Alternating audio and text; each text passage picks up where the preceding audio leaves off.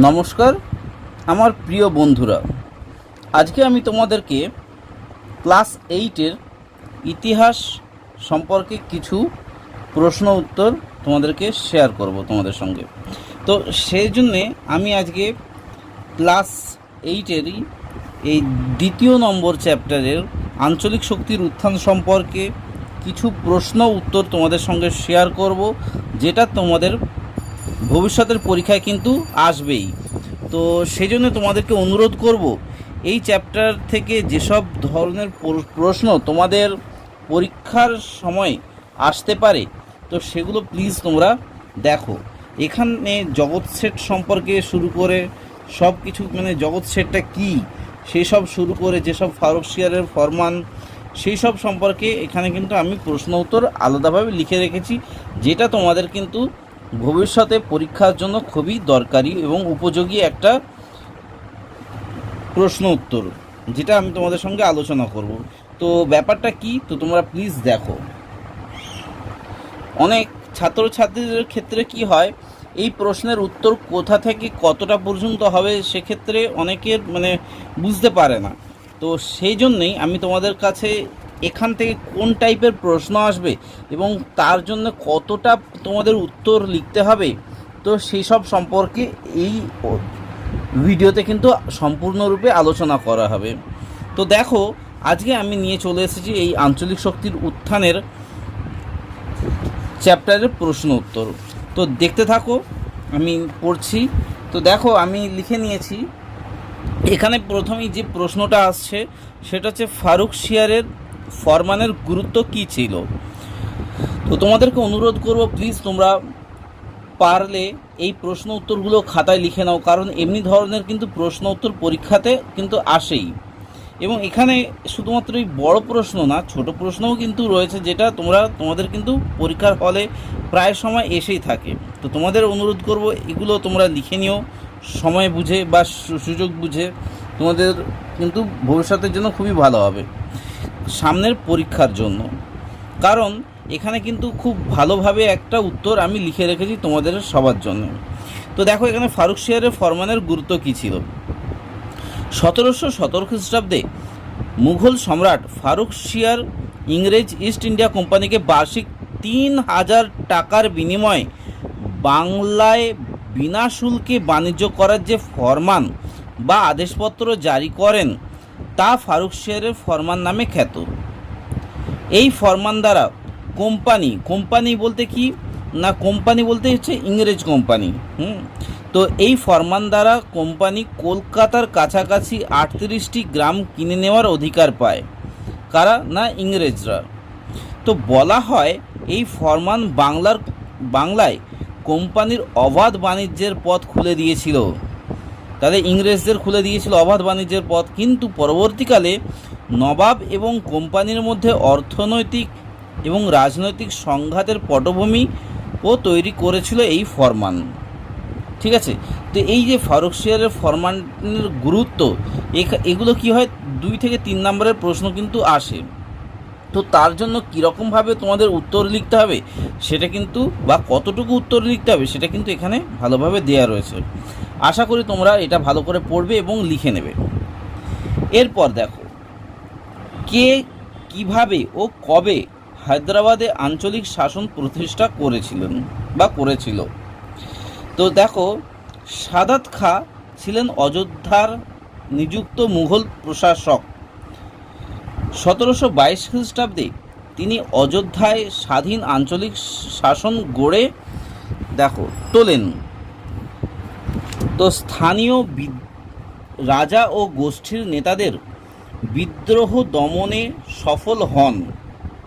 মুঘল সম্রাট সাদাত খানকে বুরহান উল মুলক উপাধি প্রদান করেন। পরবর্তীকালে তিনি অযোধ্যার প্রশাসনিক ও দেওয়ানি বিভাগকে মুঘল নিয়ন্ত্রণ থেকে মুক্ত করে সেখানে নিজস্ব নিয়ন্ত্রণ প্রতিষ্ঠা করেন। এইটা তাহলে এখানে শেষ হয়ে গেল। তাহলে এটা কি, কে কিভাবে এবং কবে আঞ্চলিক শাসন প্রতিষ্ঠা করেছিল হায়দ্রাবাদে, এইটা। এবার দেখে নাও মোস্ট ইম্পর্টেন্ট যে প্রশ্ন অনেক সময় আসে, যে 2 নম্বরের, তো সেটাকে দেখে নাও। পলাশির লুণ্ঠন কাকে বলে। পলাশির যুদ্ধের পর ইংরেজ কোম্পানি বাংলায় নতুন নবাব মির্জাফরের কাছ থেকে প্রায় 3 কোটি টাকার সম্পদ আদায় করেছিল। তাহলে কি মির্জাফরের কাছ থেকে তাহলে কি 3 কোটি, মানে তাহলে বুঝতে পারছো যে সেই সময়কার আমলে 3 কোটি টাকার সম্পদ আদায় করেছিল ইংরেজরা। এছাড়াও কোম্পানির উচ্চপদস্থ কর্মচারী সহ রবার্ট ক্লাইভ মির্জাফরের কাছ থেকে ব্যক্তিগতভাবে প্রচুর সম্পদ পেয়েছিলেন। কোম্পানির তরফে এই অর্থ আত্মসাৎকে বলা হয় পলাশির লুণ্ঠন। তাহলে এই যে 3 কোটি টাকা, এখন কিন্তু এই 3 কোটি টাকা কয়েক হাজার কোটি টাকার সমান, মানে প্রচুর, মানে সেই সময়কার টাকা আর এই সময়কার টাকা। আর প্লাস তাহলে কি এই 3 কোটি টাকা প্লাস প্রচুর সম্পদও সেই সময়কার ইংরেজ পেয়েছিলেন মির্জাফরের কাছ থেকে, যার জন্য এই অর্থ আত্মসাৎকে বলা হয় পলাশির লুণ্ঠন। এবার দেখে নাও আরেকটা মোস্ট ইম্পর্টেন্ট প্রশ্ন, যেগুলো তোমাদের কাছে খুবই গুরুত্বপূর্ণ, যেটা পরীক্ষাতে আসেই থাকে, সেটা হলো দ্বৈত শাসন ব্যবস্থা বলতে কি বোঝো। এখানে দ্বৈত মানে হচ্ছে 2, মনে রাখবে। তো দ্বৈত মানে 2, তো 2 রকম শাসন ব্যবস্থা বলতে কি বোঝা যায় না, 1765 খ্রিস্টাব্দে মুঘল সম্রাট দ্বিতীয় শাহ আলমের থেকে বাংলা, বিহার, উড়িষ্যার দেওয়ানি লাভের পর ইংরেজ কোম্পানির গভর্নর লর্ড ক্লাইভ এক নতুন ধরনের শাসন ব্যবস্থা চালু করেন। কি সেই শাসন ব্যবস্থা? আপাত দৃষ্টিতে এই ব্যবস্থায় একজন শাসক থাকলেও প্রকৃতপক্ষে 2জন শাসক তৈরি হয়। একদিকে বাংলার নবাব পেলেন রাজনৈতিক ও নিজামতের দায়িত্ব। তাহলে কি বাংলার নবাব কি পেল না, রাজনৈতিক ও নিজামতের দায়িত্ব। অন্যদিকে ব্রিটিশ কোম্পানি পেল অর্থনৈতিক কর্তৃত্ব, মানে যা লেনদেন হবে সেই সব সম্পর্কের সবই খোঁজ খবর রাখবে কি ইংরেজ কোম্পানিরা। অর্থাৎ নবাব হলেন অর্থনৈতিক ক্ষমতাহীন, মানে টাকা পয়সার দিক থেকে কোনো মানে সে দেখবে না আমাদের বাংলার নবাব, এবং কিন্তু রাজনৈতিক দায়িত্ববান শাসক। এবং কোম্পানি হলো দায়িত্বহীন, মানে ওদের কোনো দায়িত্ব নেই কিভাবে আমাদের রাজ্যটা চলবে বা কিভাবে দেশ চলবে সেটার সম্পর্কে কোনো দায়িত্ব নেই, কিন্তু অর্থনৈতিক ক্ষমতাবান শাসক। এই ব্যবস্থার নামই হলো দ্বৈত শাসন ব্যবস্থা, অর্থাৎ আমাদের নবাবও চালাচ্ছে এবং ইংরেজরাও চালাচ্ছে আমাদের এই দেশের তখন শাসন ব্যবস্থাটাই। তো তখন পশ্চিমবঙ্গ বলে কোনো কিন্তু রাজ্য ছিল না, তখন কিন্তু দেশই ছিল। এটা একটু খেয়াল রাখবে। তো এর পরের প্রশ্নটা দেখো, ব্রিটিশ রেসিডেন্টের কাজ কি? ব্রিটিশ রেসিডেন্টের কাজ কি না, লর্ড ওয়েলেসলির অধীনতামূলক মিত্রতা নীতিকে কার্যকর করতে ব্রিটিশ রেসিডেন্টরা বিশেষ ভূমিকা পালন করেছিল। 1764 খ্রিস্টাব্দে বক্সারের যুদ্ধের পর ব্রিটিশ কোম্পানি বাংলা, অযোধ্যা, হায়দ্রাবাদের রাজদরবারে রেসিডেন্ট নিয়োগ করে। তাহলে কি ব্রিটিশ কোম্পানি বাংলা, অযোধ্যা এবং হায়দ্রাবাদের রাজদরবারে রেসিডেন্ট নিয়োগ করে। অনেক ক্ষেত্রে রেসিডেন্টরা কোম্পানিকে সরাসরি এলাকা দখলের জন্য প্ররোচিত করত। যে তাহলে কি ইংরেজের ওই রেসিডেন্টরা কী করতো, বলতো যে তোমরা তাড়াতাড়ি গিয়ে ওই যে কোনো একটা আমাদের ভারতের রাজ্যগুলোকে দখল করে নাও। তো এই দেশীয় রাজ্যগুলিকে কোম্পানির তরফে নজরদারির কাজও করতো এই ব্রিটিশ রেসিডেন্টরা। তাহলে কি না, দেশীয় রাজ্যগুলিকে কোম্পানির তরফে নজরদারির কাজও করতো ব্রিটিশ রেসিডেন্টরা। ফলে কোম্পানির নজর এড়িয়ে স্বাধীনভাবে কাজ করার ক্ষমতা দেশীয় রাজ্যগুলির হাতে কিন্তু তখন ছিল না। এবার দেখো বড় প্রশ্নের মধ্যে কোনগুলো আসতে পারে এবং কী ধরনের অঙ্ক। তো এগুলো মোটামুটি ওই 8 থেকে 10 নম্বরের আসে, তো এগুলো একটু দেখে নিও, এগুলো কিন্তু একটু বড় প্রশ্ন। তো দেখো অষ্টাদশ শতকে ভারতে প্রধান আঞ্চলিক শক্তিগুলির উত্থানের পেছনে মুঘল সম্রাটের ব্যক্তিগত অযোগ্যতাই কেবল দায়ী ছিল। তো তোমার বক্তব্যের পক্ষে যুক্তি দাও। তাহলে এই অষ্টাদশ শতকে ভারতের প্রধান আঞ্চলিক শক্তিগুলোর উত্থানে এই যে ছোট ছোট রাজ্যগুলো গড়িয়ে উঠেছিল, বিভিন্ন আঞ্চলিক উত্থান, দেখো পুরো ভারতটাকে তো অধিকার করে রেখেছিল এই মুঘল সম্রাটরা। এবার হঠাৎ কী হলো, ছোট ছোট রাজ্য গড়ে উঠলো, এই আঞ্চলিক রাজ্যগুলো। তো এর ফলে এই ব্যক্তিগত অযোগ্যতা কি কেবল দায়ী করা যায়? তো তোমার সেই বক্তব্যের পক্ষে যুক্তি দাও। 1707 খ্রিস্টাব্দে মুঘল সম্রাট অরঙ্গজেবের মৃত্যুর 50 বছরের মধ্যে মুঘল সাম্রাজ্যের দুর্বলতার সুযোগে বিভিন্ন আঞ্চলিক শক্তির উত্থান ঘটেছিল। অনেক ক্ষেত্রে মুঘল সম্রাটের অবনতিকে মুঘল সম্রাটদের ব্যক্তিগত অযোগ্যতাকে দিয়ে ব্যাখ্যা করা হয়, যে এই যে মুঘল সাম্রাজ্য শেষ হয়ে গেল, তাদের কী জন্যে শেষ হয়ে গেল সেটাকে কি, কিন্তু মুঘল সাম্রাজ্য কেবল সম্রাটদের ব্যক্তিগত অযোগ্যতার জন্যই কিন্তু দুর্বল হয়নি, এর সাথে অর্থনৈতিক এবং সামরিক দুর্বলতার বিশেষ ভূমিকা ছিল। কিন্তু তখন ব্যক্তিগত অযোগ্যতা, সম্রাট অরঙ্গজেবের আমলের শেষের দিকে মুঘল সাম্রাজ্যের কাঠামোগত দুর্বলতা স্পষ্ট হয়ে উঠলেও প্রকৃতপক্ষে বলা যায় যে পুরাতন সম্রাট জাহাঙ্গীর ও শাহজাহানের সময় থেকেই মুঘল শাসন কিন্তু কাঠামোতে ছোট এবং বড় সমস্যা দেখা দিয়েছিল সেই সময়। তবে অরঙ্গজেবের পরবর্তীকালে সম্রাটদের ব্যক্তিগত অযোগ্যতা মুঘল সাম্রাজ্যের দুর্বলতাকে অনেকটা প্রকট করে তোলে। এটা হচ্ছে একটা পয়েন্ট, মেন পয়েন্ট, ঠিক আছে? তাহলে পয়েন্টটার নাম কি? পয়েন্টটা হচ্ছে ব্যক্তিগত অযোগ্যতা। তো এটা হচ্ছে অরঙ্গজেবের পরবর্তীকালের সম্রাটদের ব্যক্তিগত তো অযোগ্যতা ছিলই, তারপর কি সামরিক দুর্বলতা, যে অষ্টাদশ শতকে মুঘল সম্রাটরা বিশেষ কোনো সামরিক সংস্কার করেনি, মানে নতুনত্ব কিছু আনেনি তাদের এই যুদ্ধের সরঞ্জাম জিনিসপত্র, ফলে বহিরাগত আক্রমণের মোকাবিলা করা মুঘল সামরিক শক্তির পক্ষে একদমই সম্ভব হয়ে ওঠেনি, ঠিক আছে? এটা একটা প্রশাসনিক সংকট কি দেখো, যে মনসবদারি ও জায়গিরদারি ব্যবস্থার সংকট মুঘল শাসন কাঠামোকে দুর্বল করে দিয়েছিল। জায়গির নিয়ে মনসবদারদের তীব্র প্রতিদ্বন্দ্বিতা প্রশাসনিক সংকটকে তীব্র করে তোলে, ঠিক আছে? এটা একটা পয়েন্ট গেল। 4 নম্বর পয়েন্টটা কি না, অভিজাত দ্বন্দ্ব। অভিজাত মানে কি, ওই ধনী গরিব এইসব বা মধ্যবিত্ত এইসব সম্পর্ক। দেখো তো মুঘল দরবারে অভিজাতদের মধ্যে দলাদলি চরম আকার ধারণ করে, মানে সম্রাটকে কে বেশি তেল মারতে পারে সেই নিয়ে, ঠিক আছে? এইটা হচ্ছে অভিজাতদের তো এখানে দেখো যে সম্রাট অভিজাতরা সুষ্ঠু শাসন ব্যবস্থার পরিবর্তে ব্যক্তিগত লাভ ক্ষতির প্রতি বেশি মনোযোগী হয়ে ওঠে, মানে কাকে বেশি গুরুত্ব দেবে এই নিয়ে। এই করে কিন্তু রাজ্য মানে পুরো দেশ নিজেদের শাসন ব্যবস্থা কিন্তু হারিয়ে ফেলেছিল। অর্থনৈতিক সংকট, যে মুঘল সাম্রাজ্যে কৃষকদের ওপর করের পরিমাণ ও কৃষকদের আয়ের মধ্যে কোনো সামঞ্জস্য না থাকায় কৃষি ব্যবস্থার ওপর চাপ তৈরি হয়, ঠিক আছে? এই চাপ তৈরি হয়, ফলে কৃষক বিদ্রোহ দেখা দেয়। তাহলে কি কোন সময় না, মুঘল সাম্রাজ্যের শেষের দিকে কিন্তু এগুলো। বৈদেশিক আক্রমণ কি দেখো, যে শিবাজি এবং মারাঠাদের আক্রমণের পাশাপাশি বৈদেশিক শক্তির আক্রমণে মুঘল সাম্রাজ্য বিপন্ন হয়ে পড়ে। পারস্য সম্রাট নাদির শাহ এবং আফগান শাসক আহমেদ শাহ আবদালির আক্রমণ মুঘল সাম্রাজ্যকে কিন্তু দুর্বল করে দিয়েছিল।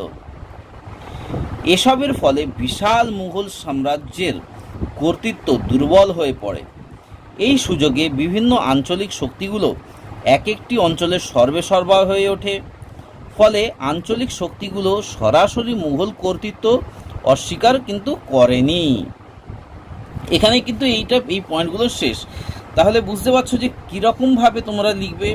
তোমাদেরকে অনুরোধ করব যে প্লিজ তোমরা কিন্তু বই খাতা নিয়ে কিন্তু এই যে আমি তোমাদেরকে পড়াচ্ছি, প্রশ্ন উত্তর করাচ্ছি, তোমরা প্লিজ লিখে নিও খাতাতে, তোমাদের কিন্তু সুবিধার জন্যই বলা হচ্ছে।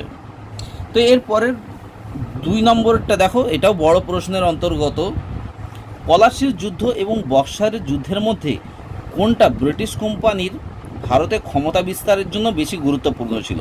তাহলে পলাশির যুদ্ধেতে বেশি ক্ষমতা বিস্তার করেছিল ইংরেজরা না বক্সারের যুদ্ধে?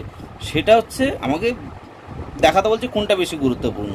এবার তোমার বক্তব্যের পক্ষে আবার যুক্তিও দিতে বলছে।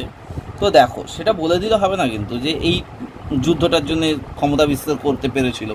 তো দেখো, ভারতে ব্রিটিশ ক্ষমতা বিস্তারের ইতিহাসে দুটি গুরুত্বপূর্ণ ঘটনা ছিল, পলাশি ও বক্সারের যুদ্ধ।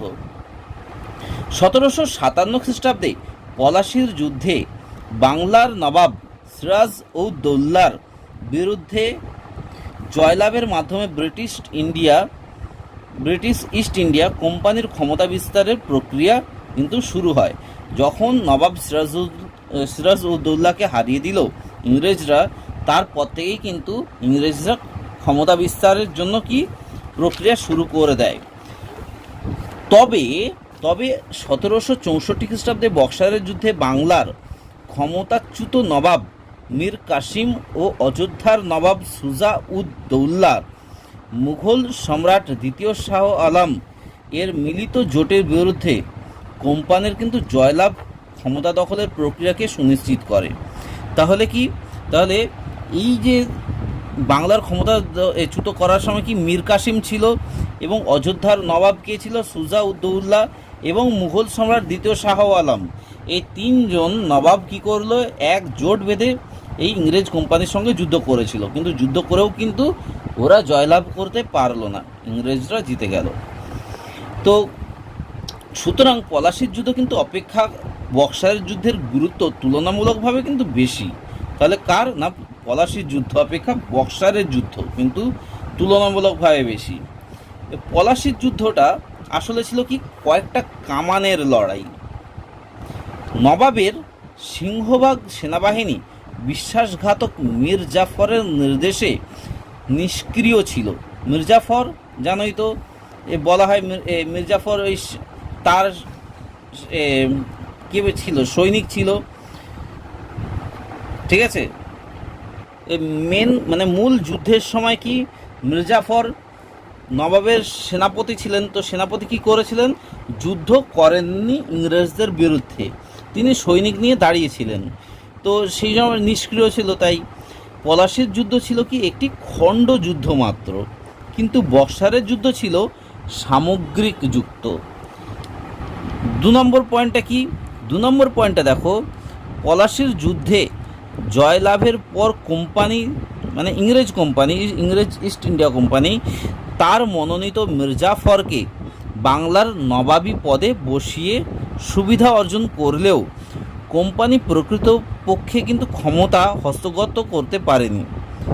ঠিক আছে, এটা বুঝতে পেরেছো যে ইংরেজরা যখন এই হারিয়ে দিল বাংলার নবাব সিরাজ উদ দৌলাকে, এবং হারিয়ে দেওয়ার পর সিরাজ উদ দৌলার যখন সেনাপতি মির্জাফরকে বাংলার নবাব করলো, নবাব করেও কিন্তু কি হলো, মির্জাফরের হাতে কোনো ক্ষমতা ছিল না বাংলার।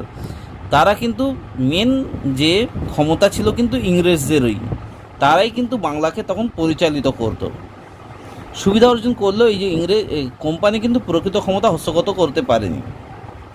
কিন্তু বক্সারের যুদ্ধের ফলে কোম্পানির কর্তৃত্বে দৃঢ়তা প্রতিষ্ঠিত হয়। ঠিক আছে, তো বক্সারের যুদ্ধে অযোধ্যার নবাব সুজা ও দৌলার পরাজয়ের ফলে প্রায় পুরো উত্তর ভারত ব্রিটিশ কোম্পানির ক্ষমতায় প্রতিষ্ঠিত হয়। ঠিক আছে, পলাশির যুদ্ধ তো আমাদের শুধু পশ্চিমবঙ্গের ওই মুর্শিদাবাদেতে হয়েছিল, কিন্তু বক্সারের যুদ্ধের ফলে কি হয়, পুরো উত্তর ভারত কিন্তু ব্রিটিশ ইন্ডিয়ার কোম্পানির হাতে চলে যায়। এবং 4 নম্বরের পয়েন্টে দেখো, বক্সারের যুদ্ধে কিন্তু দিল্লির মুঘল সম্রাটকে কোম্পানি পরাজিত করায় আনুষ্ঠানিকভাবে মুঘল সার্বভৌমত্ব সংকটের মুখে পড়ে। এটাও একটা মেন পয়েন্ট। বক্সারের যুদ্ধ তাহলে পুরো দেশব্যাপী হয়েছিল ওদিকটায়, যার জন্যে এর গুরুত্বটা আরও বেশি। তো বক্সারের যুদ্ধে পরাজিত মুঘল সম্রাট দ্বিতীয় শাহ আলম ব্রিটিশ কোম্পানিকে 1765 খ্রিস্টাব্দে বাংলা, বিহার, উড়িষ্যার দেওয়ানি ও রাজস্ব আদায়ের অধিকার প্রদান করে। সেই সময় থেকেই শুরু হলো কিন্তু ইংরেজদের জার্নি। তো সুতরাং বলা যায় যে 1764 খ্রিস্টাব্দের বক্সারের যুদ্ধ জয়ে কোম্পানির কিন্তু বাংলার স্বাধীনতা কিন্তু কেড়ে নেয়। এবার 3 নম্বরের বড় প্রশ্নটা দেখো। 3 নম্বরের বড় প্রশ্নটা কি বলেছে, বলছে যে মীর কাসিমের সঙ্গে ব্রিটিশ কোম্পানির বিরোধের ক্ষেত্রে কোম্পানির বণিকদের ব্যক্তিগত ব্যবসার কি ভূমিকা ছিল, বাংলার দ্বৈত শাসন ব্যবস্থার প্রভাব কি হয়েছিল। তাহলে বুঝতে পারছো যে মীর কাসিমের সঙ্গে ব্রিটিশ কোম্পানির বিরোধের ক্ষেত্রে কোম্পানির বণিকদের কি ব্যবসার কি ভূমিকা ছিল সেটা দেখে নাও। এখানে বলছে যে স্বাধীন চেতা মীর কাসিম কোম্পানির মদতে বাংলার নবাব হলেও তার সঙ্গে ব্রিটিশ কোম্পানির বিরোধের ক্ষেত্রে কোম্পানির বণিকদের ব্যক্তিগত ব্যবসার বিশেষ ভূমিকা ছিল। কি না, 1717 খ্রিস্টাব্দের ফারুকশিয়ারের ফরমানের, দেখো ফারুকশিয়ারের ফরমানের অপব্যবহার করে ইংরেজ কোম্পানির কর্মচারীরা দস্তকের সাহায্যে বিনা শুল্কে, দস্তক হচ্ছে একটা মানে ওই কোর্টের যে দলিল যাকে বলা হয় ওই দলিল, ওই দস্তকের সাহায্যে বিনা শুল্কে ব্যক্তিগত বাণিজ্যে মেতে ওঠে। ব্যক্তিগত বাণিজ্যে মানে কি, নিজেদের নামে ব্যবসা বাণিজ্য ওরা করতো ইংরেজরা, ঠিক আছে। ইংরেজ কোম্পানির যে যারা উচ্চ পদস্থ কর্মচারীরা তারা কিন্তু নিজেদের নামে কিন্তু ব্যবসা করতো, কিন্তু তারা তার জন্য সরকারকে, আমাদের সেই সময়ের সরকারকে কোনোরূপ ট্যাক্স দিত না, মানে শুল্ক মানে ট্যাক্স। তো অর্থের বিনিময়ে দেশীয় বণিকদের ক্ষেত্রে দস্তক ব্যবহারের বিষয়ে কোম্পানি প্ররোচনা দিতে থাকে। তাহলে কি এর ফলে কি দেখতে পাচ্ছে যে আমাদের ভারতীয় ব্যবসায়ীরা দেখতে পাচ্ছে যে ওরা কোনো ট্যাক্স দিচ্ছে না, তাহলে আমরাও কেন ট্যাক্স দেবো, এই ব্যবহারের বিষয়ে কোম্পানির প্ররোচনা দিতে থাকে। এবং কোম্পানির এই বেআইনি কার্যকলাপ নবাবের রাজকোষে বাণিজ্য শুল্ক বাবদ আয় প্রায় শূন্যে নামিয়ে দেয়। অন্যদিকে দেশীয় বণিকদের একাংশ বাণিজ্য শুল্ক দিতে বাধ্য হওয়ায় তারা অসম প্রতিযোগিতার সম্মুখীন হয়। মানে অসম মানে একজন ট্যাক্স দিচ্ছে একজন ট্যাক্স দিচ্ছে না, এটাই বলছে অসম, মানে তারা ধনী লোক হয়ে যাচ্ছে, ইংরেজরা ধনী লোক হয়ে যাচ্ছে, ট্যাক্স দিচ্ছে না বলে টাকা জমে যাচ্ছে ওদের, আর এরা ট্যাক্স দিচ্ছে যার জন্য এদের কাছ থেকে টাকা বেরিয়ে যাচ্ছে দেশীয় বণিকরা। তো সেই জন্য অসম প্রতিযোগিতার সম্মুখীন হয়। অন্যান্য বিদেশি বণিকরাও কোম্পানির কর্মচারীদের ব্যক্তিগত বাণিজ্য নিয়ে নবাবের কাছে নালিশ জানায়। নবাব মীর কাসিম কোম্পানির বণিকদের এই ব্যক্তিগত বাণিজ্য ও দস্তকের অপব্যবহার করছে। তো যে দলিলটা তারা করেছিল যে সবাইকেই ট্যাক্স দিতে হবে, কিন্তু ইংরেজরা ট্যাক্স দিচ্ছে না, যার জন্য কি হচ্ছে, দস্তকের অপব্যবহার হচ্ছে। এই দস্তকের অপব্যবহার নিয়ে পত্র মারফত কোম্পানির দৃষ্টি আকর্ষণ করার চেষ্টা করেন, কিন্তু কোম্পানির তরফে কোনো ইতিবাচক পদক্ষেপ তখন গৃহীত না হওয়ায় মীর কাসিম দেশীয় বণিকদের ওপর থেকেও কিন্তু বাণিজ্য শুল্ক তুলে নেন। তাহলে আমাদের দেশে যেসব ব্যবসায়ীরা তখন ব্যবসা করতো তাদের কাছেও কিন্তু ট্যাক্সটা তুলে নেয়, ফলে মীর কাসিম ও কোম্পানির বিরোধ তীব্র হয়ে ওঠে। এটা হচ্ছে একটা মেন পয়েন্ট। এরপর দেখে নাও বাংলার রাজনৈতিক, অর্থনৈতিক ও সমাজে লর্ড ক্লাইভ প্রবর্তিত দ্বৈত শাসনের প্রভাব ছিল সর্বনাশা। কি সর্বনাশা, কীরকম ছিল দেখি দ্বৈত শাসন ব্যবস্থা? না আর্থিক শোষণ ছিল। কীরকম না, দ্বৈত শাসনে বাংলায় কোম্পানি নিযুক্ত রেজা খাঁর নেতৃত্বে নিষ্ঠুরভাবে রাজস্ব আদায় করা হলে সাধারণ মানুষের জীবনে নেমে আসে চরম দুর্দশা, অরাজক পরিস্থিতি। দেখা যাক না, দ্বৈত শাসনে সমগ্র বাংলায় অরাজক পরিস্থিতির সৃষ্টি হয়।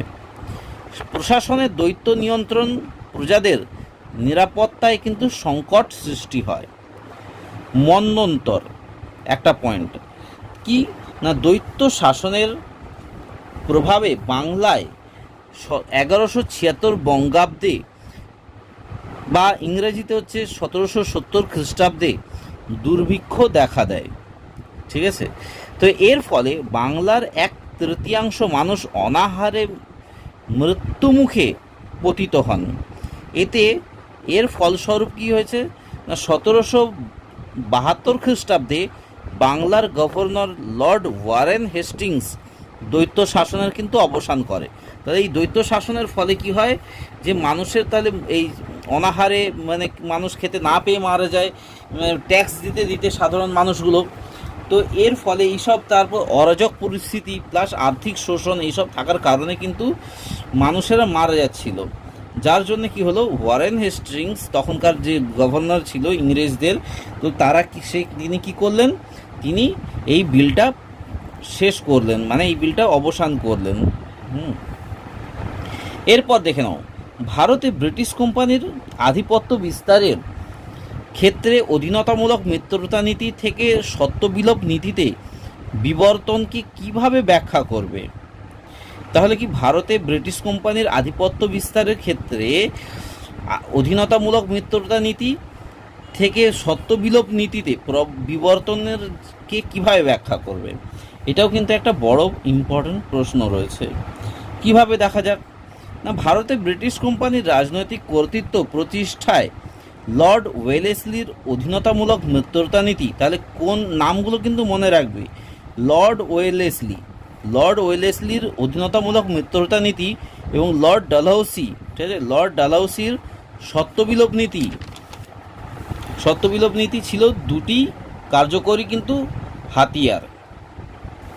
তো অধীনতামূলক মিত্রতা নীতির বিশেষত্ব কি না, 1798 খ্রিস্টাব্দে লর্ড ওয়েলেসলি অধীনতামূলক মিত্রতা নীতির মাধ্যমে দেশীয় রাজ্যগুলিকে ব্রিটিশের আনুগত্য বন্ধনে আবদ্ধ করতে চেয়েছিলেন, মানে যাতে ভারতের সব রাজ্যগুলো যাতে এই ইংরেজ কোম্পানির আনুগত্যতে মানে বশ হয়ে যায়, মানে ইংরেজরাই চালিত করবে ওই রাজ্যগুলো, তে এটাই চেয়েছিলেন। তাহলে কে চেয়েছিল না, লর্ড ওয়েলেসলি চেয়েছিল।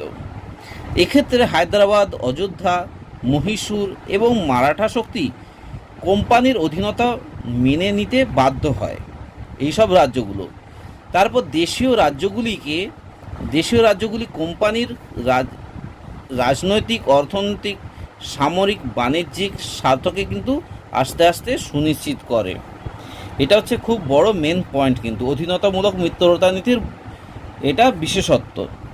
সত্ত্ববিলোপ নীতির বিশেষত্ব কি দেখো, 1848 খ্রিস্টাব্দে লর্ড ডালহৌসি সত্ত্ববিলোপ নীতি প্রবর্তন করেন।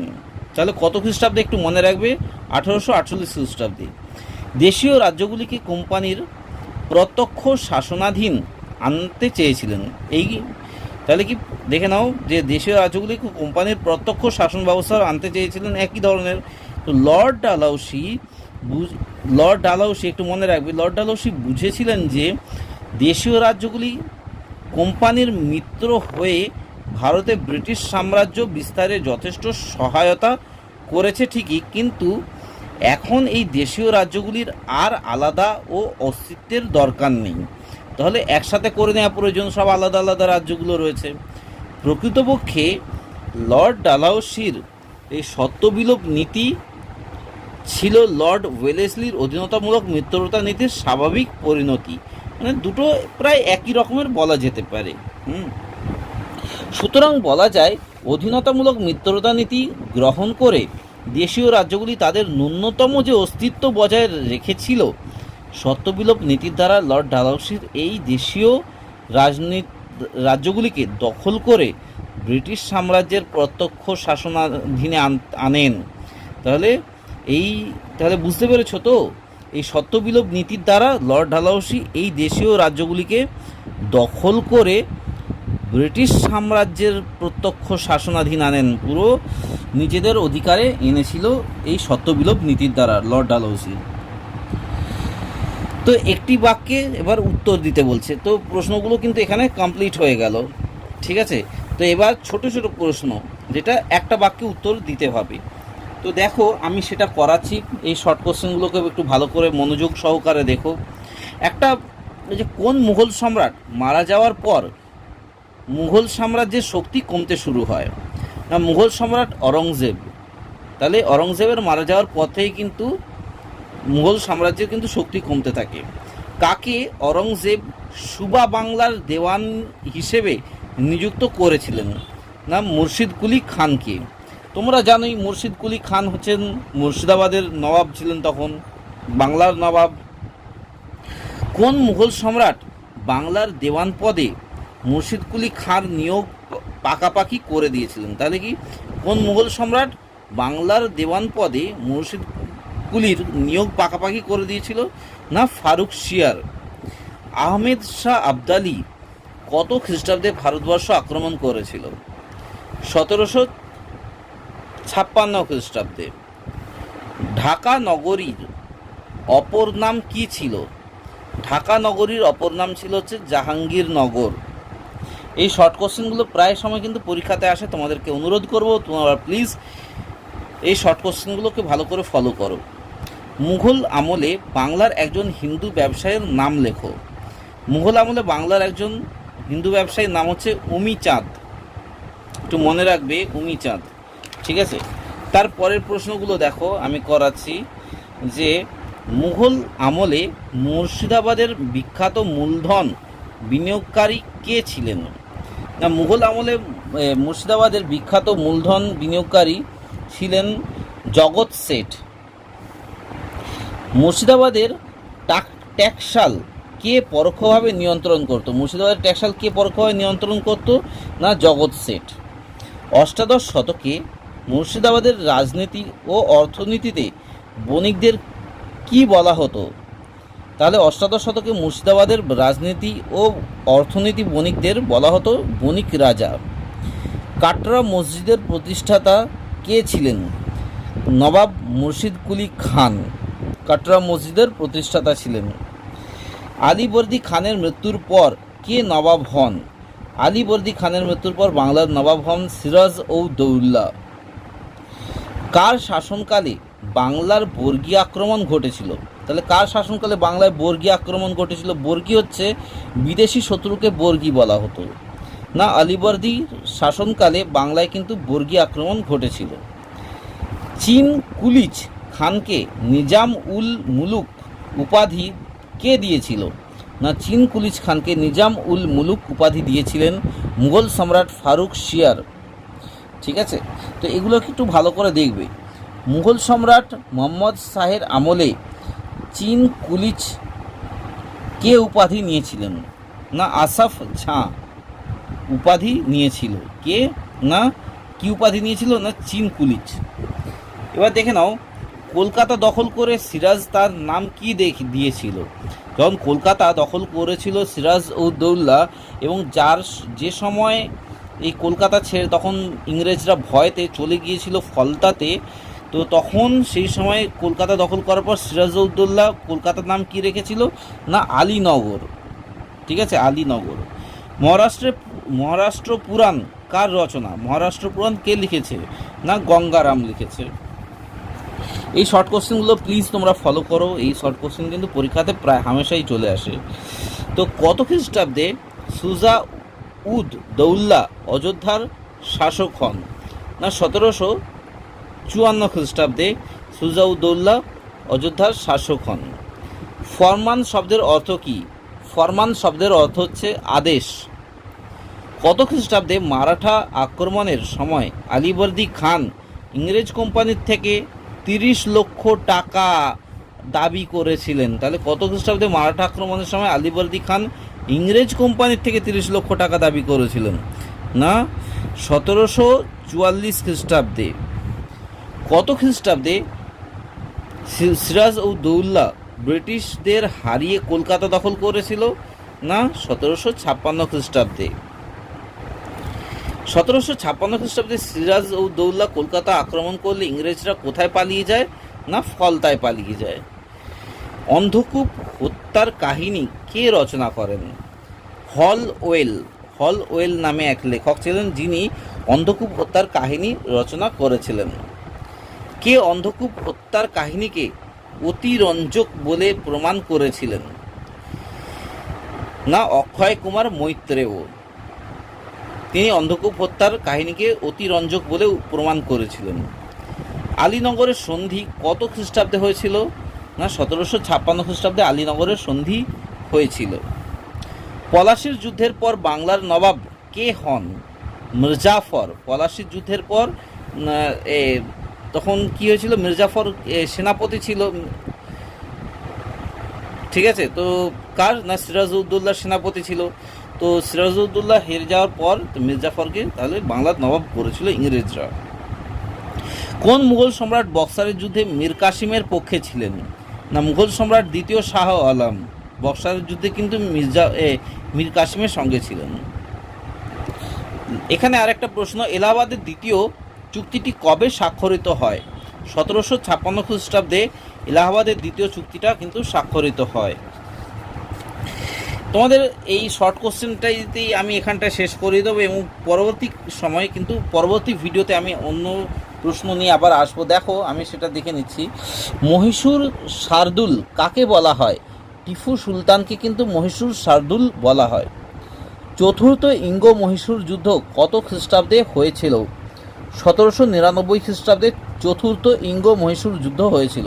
এই শর্ট কোশ্চেন কিন্তু পরীক্ষাতে হামেশাই দিয়ে দেয়। তো তোমাদেরকে অনুরোধ করবো প্লিজ তোমরা এই শর্ট কোশ্চেনগুলোকে ভালো করে রিপিটেডলি পড়ো, যাতে কিন্তু মাথায় ঢুকে যায়। বিশেষত তোমাদেরকে অনুরোধ করবো এই খ্রিস্টাব্দতে মানে কোন কোন সালে কি কি হয়েছিল সেইগুলো কিন্তু ভালো করে তোমরা কিন্তু মনে রাখো। তো দেখো কত খ্রিস্টাব্দে সলবাইয়ের সন্ধি স্বাক্ষরিত হয়েছিল? না, 1782 খ্রিস্টাব্দে। কত খ্রিস্টাব্দে বেসিনের সন্ধি স্বাক্ষরিত হয়েছিল? বেসিনের সন্ধি স্বাক্ষরিত হয়েছিল 1802 খ্রিস্টাব্দে। কত খ্রিস্টাব্দে লাহোরের সন্ধি স্বাক্ষরিত হয়েছিল? না, 1846 খ্রিস্টাব্দে লাহোরের সন্ধি স্বাক্ষরিত হয়েছিল। আর ওপরেটা হচ্ছে 1802 খ্রিস্টাব্দে, মনে রাখবে। কত খ্রিস্টাব্দে মধ্যে লর্ড ডালহৌসির নেতৃত্বে ভারতীয় উপমহাদেশের 60% বেশি অঞ্চলে ব্রিটিশ কোম্পানির অধিকার লাভ করে? তাহলে বুঝতে পারছো তো যে কত খ্রিস্টাব্দে লর্ড ডালহৌসির নেতৃত্বে ভারতীয় উপমহাদেশের 60% মানে ভারতের অর্ধেকেরও বেশি ইংরেজরা নিয়ে নিয়েছিল। কত খ্রিস্টাব্দে? না, 1857 খ্রিস্টাব্দের মধ্যে। এবার দেখে নাও মুঘল সম্রাট, এই যে মুঘল সাম্রাজ্যের অধীনে কয়টি প্রধান আঞ্চলিক শক্তি ছিল এবং কি কি? না, মুঘল সাম্রাজ্যের আমলে তিনটে প্রধান আঞ্চলিক শক্তি ছিল। কি কি? না, বাংলা, হায়দ্রাবাদ এবং অযোধ্যা, এই তিনটে প্রধান আঞ্চলিক শক্তি ছিল তখনকার সময়। তো আশা করি তোমরা বুঝতে পেরেছো। তোমাদের আজকের প্রশ্নটা আমি ভিডিওটা আর বেশি লেন্দি করছি না এবং পরবর্তীকালে আমি এই চ্যাপ্টার থেকেই আমি তোমাদেরকে আর বাদবাকি প্রশ্ন উত্তর তোমাদেরকে লিখিয়ে দেবো। তো আশা করি তোমাদের আজকের পর্বটা খুবই ভালো লেগেছে। তো যদি ভালো লাগে এবং তোমরা যদি নতুন চ্যানেলে হয়ে থাকো, নতুন বন্ধু হয়ে থাকো চ্যানেলটাতে, তোমাদেরকে অনুরোধ করো প্লিজ চ্যানেলটা সাবস্ক্রাইব করে নিও। দেখো এই ভিডিওর নিচেই ডান দিকে সাবস্ক্রাইব বলে একটা লাল বাটন রয়েছে, জাস্ট ওটা প্রেস করে দিও, ওটা কালো হয়ে যাবে, তাহলেই হয়ে যাবে। আর তোমাদেরকে অনুরোধ করব প্লিজ তোমরা চ্যানেলটা শেয়ার করো তোমাদের বন্ধু বান্ধব রিলেটিভদের কাছে এবং অবশ্যই তোমরা কিন্তু লাইক করো তোমাদের যদি ভালো লাগে এবং কমেন্টও করো, ঠিক আছে। আর তোমাদের যদি এইসব লাইক কমেন্ট দেখে কিন্তু আমি আরও উৎসাহ বোধ করবো অন্যান্য চ্যাপ্টারের বা অন্যান্য ক্লাসের প্রশ্ন উত্তর ভিত্তিক তোমাদেরকে পড়ানো যায় কিভাবে এবং খুবই সোজা পদ্ধতিতে কিভাবে নম্বর বেশি পাওয়া যায়। আশা করি তোমাদের আজকের পর্বটা ভালো লেগেছে। আর তোমরা এতক্ষণ ধরে এই ভিডিওটা দেখার জন্য অসংখ্য তোমাদেরকে ধন্যবাদ জানাচ্ছি। তোমরা খুব খুব ভালো থেকো এবং সুস্থ থেকো। বাই, দেখা হচ্ছে পরের ভিডিওতে, পরের পর্বে এই চ্যাপ্টারেরই, ঠিক আছে।